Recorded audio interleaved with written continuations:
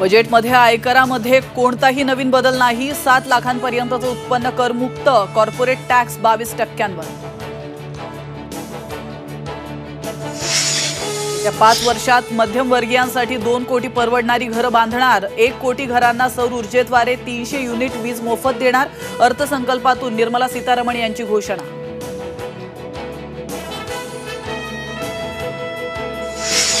रोहित पवारांसाठी आजी प्रतिभा पवार मैदानात। ईडी चौकशी दरम्यान राष्ट्रवादीच्या मुख्यालयात बसून राहणार। मोदींच्या मतांसाठी महाराष्ट्राच्या वाऱ्या, उद्धव ठाकरेंची टीका। तर आजचा अर्थसंकल्प म्हणजे टोपी घालण्याचा प्रकार, उद्धव ठाकरेंची प्रतिक्रिया।